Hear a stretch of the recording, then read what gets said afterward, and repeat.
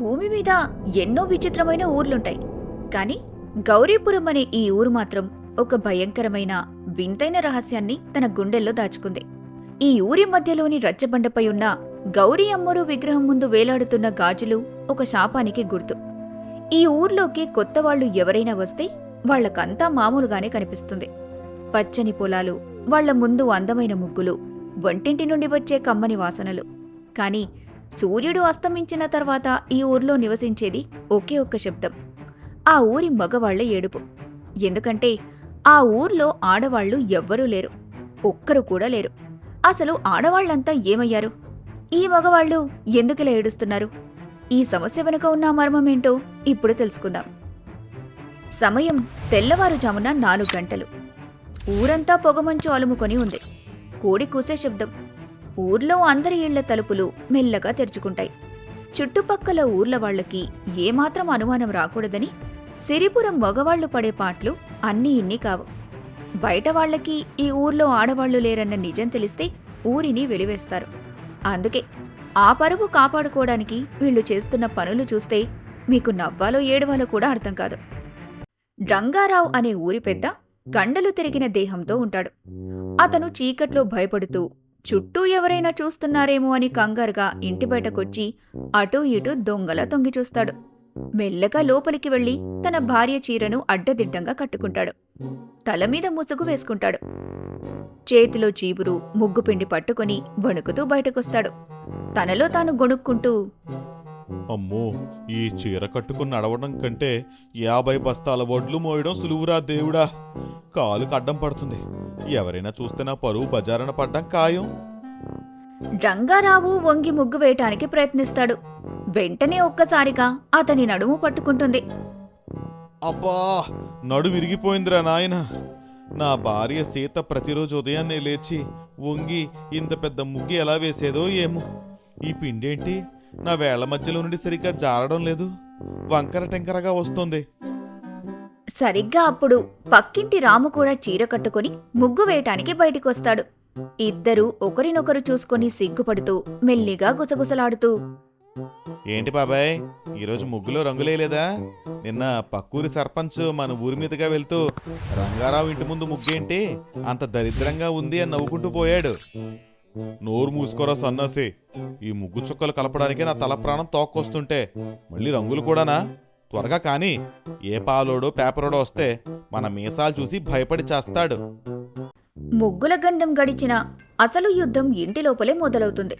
నిన్నటిదాకా ఇంట్లో కూర్చుని ఆడవాళ్లు ఏం చేస్తారులే అని విర్రవేగిన ఆ మగవాళ్లకు ఇప్పుడు ఇంటి పనంటే నరకంగా ఎలా ఉంటుందో కళ్లకు కట్టినట్టు కనిపిస్తోంది. శివ ఉతికిన బట్టలు ఆరవేస్తూ విపరీతంగా ఆయాసపడుతూ ఉంటాడు. అతని చేతులు ఎర్రబడిపోయి ఉంటాయి. నాన్నా, ఈ బట్టలేంటి నాన్నా?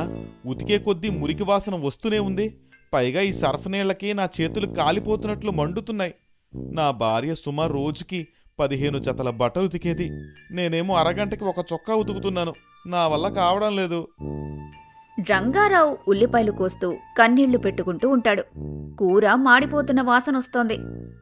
ఏడవకురా శివ, ఇక్కడ ఈ ఉల్లిపాయలు కోస్తుంటే నా కళ్ళలోంచి గంగా యమున పొంగి పొర్లుతున్నాయి. అయినా ఏంట్రా వాసన? కూరేమైనా మాడిపోయిందా? శివ పరిగెత్తుకుంటూ వచ్చి చూస్తాడు. అయ్యో, కూర మొత్తం బొగ్గులాగా మాడిపోయింది నాన్న. ఉప్పేసావా కారం వేసావా అని అడిగితే ఆ వేసానన్నావు. నువ్వు అసలు నూనె వేయడమే మర్చిపోయావు నాన్న. ఇలా అయితే మనం పస్తులుండి చావాల్సిందే. నా భార్య ఉంటే ఎంత కమ్మగా ఉండి పెట్టేదో. నాకు ఎలా అయినా సుమ కావాలి నాన్న.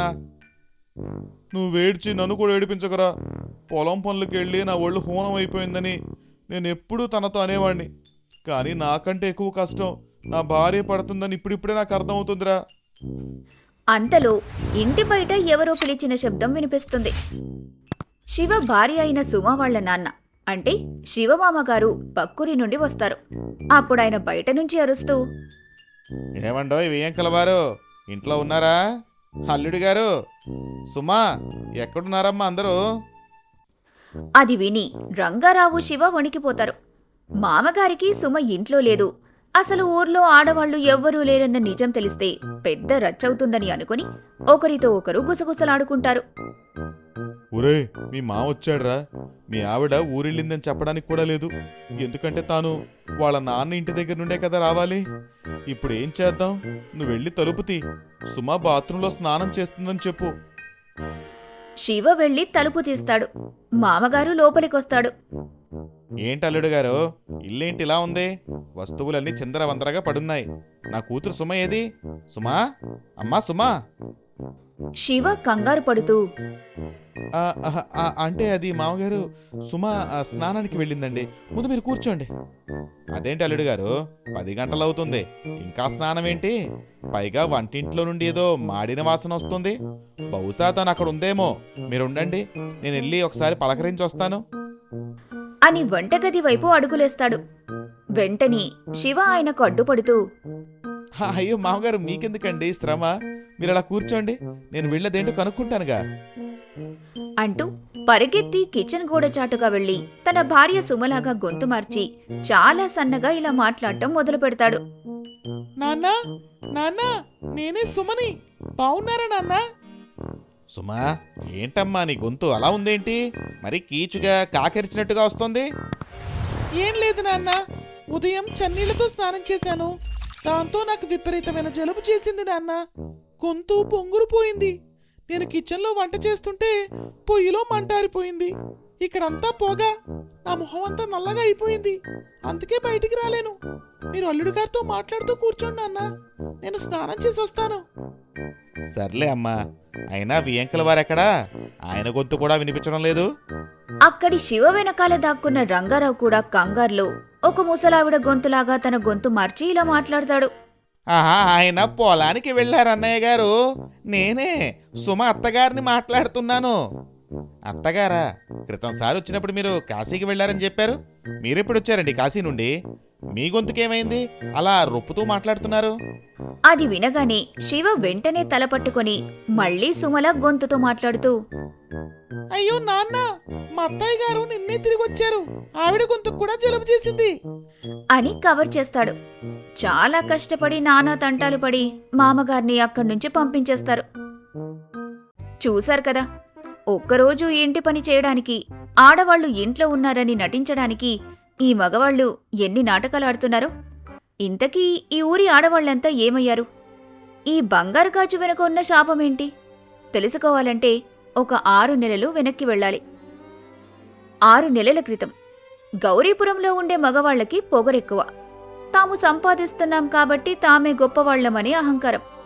ఆడవాళ్లు చేసే ఇంటి పనికి అసలు విలువే ఇచ్చేవారు కాదు. అయిన దానికి కాని దానికి చీటికి మాటికి వాళ్ల భార్యల్ని తిడుతూ కొడుతూ ఉండేవాళ్లు. ఒకరోజు రంగారావు తన భార్యను కోపంతో తిడుతున్నాడు. ఏం చేస్తున్నావే ముద్దుదానా? పొద్దున్నుండి ఇక్కడ కూరలు అసలు ఉప్పే లేదు. మనిషి అనేవాడు ఎవరైనా తింటాడు ఈ తిండి? కాలు మీద కాలేసుకుని ఇంట్లో కూర్చోవడం తప్ప మీ ఆడవాళ్ళకేం పనుందే?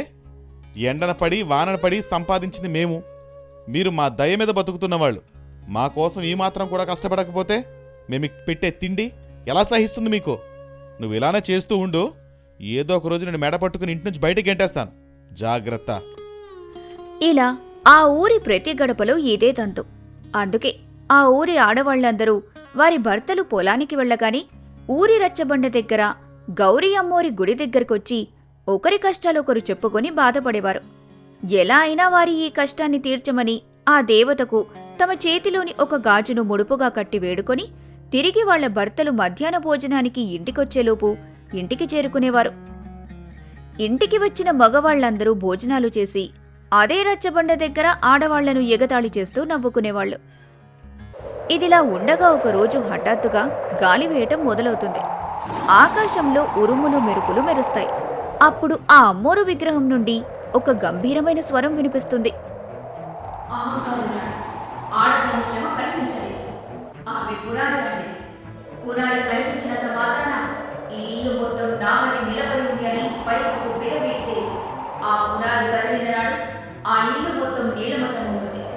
ఆడవాళ్ళు చేసే ప్రతి పనిని చులకన చేస్తున్నారు కదా మీరు. ఈ క్షణం నుండి మీ ఊరిలో ఒక్క ఆడది కూడా ఉండదు. మీ భార్యలు, తల్లులు, కూతుర్లు అందరూ ఒక్కసారిగా మారిపోతారు. మీరు ఏ పనినైతే సులువనుకున్నారో ఆ పని చేస్తూ ఆడవాళ్ల కష్టమేంటో మీరు మనస్ఫూర్తిగా తెలుసుకుని కన్నీరు కాచిన రుచి. ఈ నా ముందు వేలాడుతున్న గాజులన్నీ మారి మళ్ళీ వాళ్ళను మీ దగ్గరకు చేస్తారు. అప్పటి వరకు ఈ గాజులు ఇక్కడే గాల్లో వేలాడుతూ ప్రతి క్షణం మీ పాపాలను మీకు గుర్తు చేస్తూ ఉంటాయి. అలా శపించి ఆ విగ్రహంలో నుండి వస్తున్న స్వరం ఆగిపోతుంది. మరుసటి రోజు ఉదయానికి ఊర్లోని ఆడవాళ్లంతా మాయమైపోతారు. రాత్రి సమయం అవుతూ ఉంటుంది. ఊరి మగవాళ్లంతా ఆ రచ్చబండ దగ్గరకొచ్చి ఆ అమ్మోరు విగ్రహం చుట్టూ చేరి కన్నీళ్లు పెట్టుకుంటూ ఉంటారు. 6 నెలలు గడిచాయి. అప్పటి నుండి ఈ మగవాళ్లు పడుతున్న నరకయాతన అంతా ఇంతా కాదు.